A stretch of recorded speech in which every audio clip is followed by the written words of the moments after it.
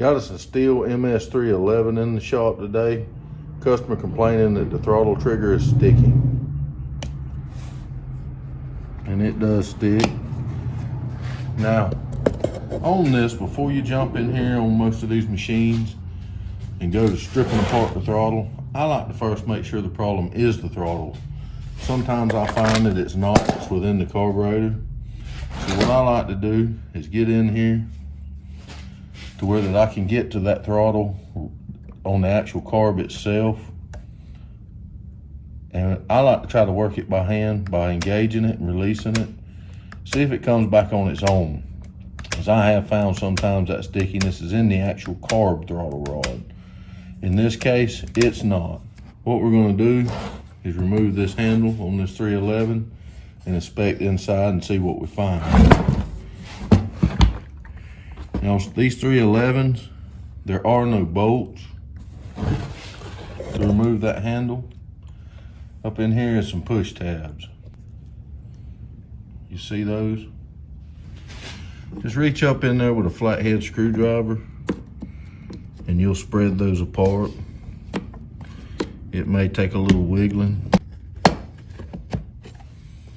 Once you get those tabs unlocked, that handle should just pop up. Pay attention to how it's situated in case the pieces come apart, because they have to go back in the same way.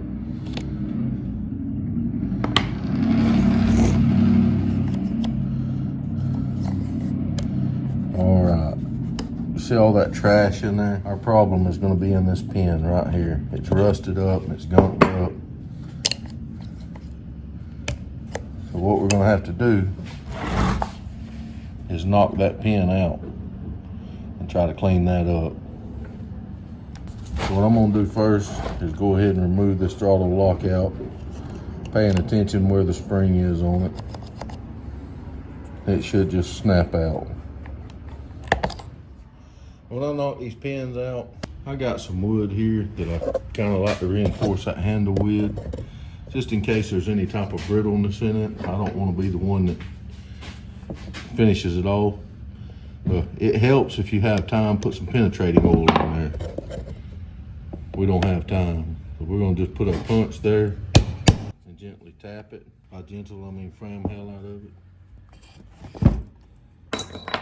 See our pin coming out here? And once you get it moving, generally I can move my block and usually set it up and just finish driving that pin out. There's our pin. You can see that rust on it. Now pull your punch out and you should be able to lift that throttle out of there. It's all dirty in there and we'll clean that. Now for this, I guess you could use a wire wheel or a wire brush or a piece of sandpaper. I'm gonna use a wire wheel on a grinder because I have that here. So what I'm gonna do is just try to knock the rust off of it. We're not trying to change the shape or none of that.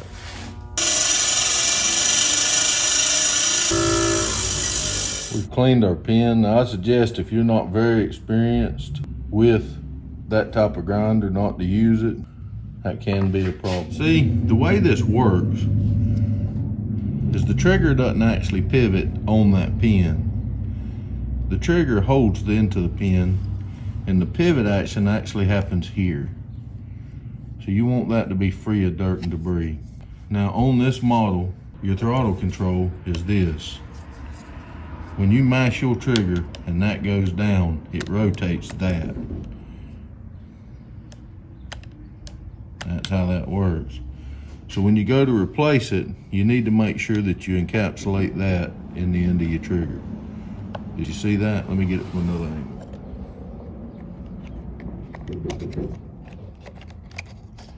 And now that we've got that where we think we want it, there's also, lift it where you can see it. You see that groove right there? That's where that throttle rod lays. When it's done, you need to be sure it's in there. Now to clean that trigger piece where it slides in, I just use a set of brushes. You could use a Q-tip, I reckon, or something like that. If that's all you had laying around, I'll put it in some gas and clean that. We have those two parts clean. Now we're gonna clean these two holes where that pin sits. Same way, we're just gonna put a little gas on our brush and scrub them out. Now in this trigger housing, anything that touches that trigger that's dirty, you need to clean that. If you look here, you can see the dirt and rust that's on both sides. You wanna make sure you don't wanna rough that up, you just wanna clean it. That's all you're after. You just wanna get all the dirt and grime out of it. So now all our cleaning's done. We have our trigger situated. We wanna put our pin back in. Tap on that pin lightly because what it's going through is plastic, and if you're not lined up, you don't want to be breaking nothing. And you want to make sure every now and then to stop and make sure that pin's lining up on this side where it comes through. If not, you just want to manipulate that trigger.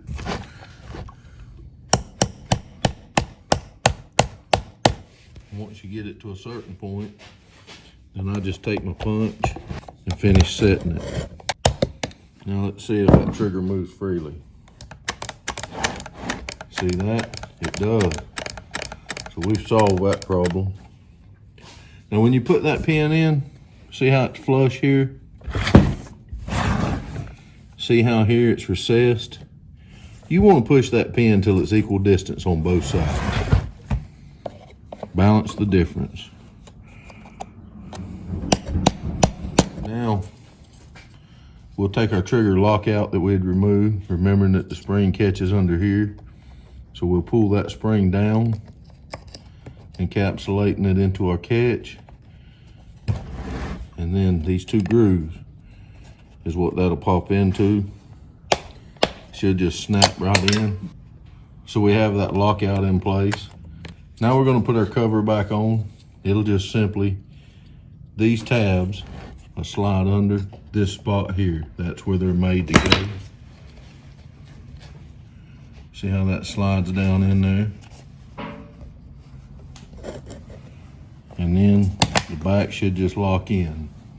Now when you're done, you need to check that and make sure you have full function. Make sure everything comes back like it's supposed to.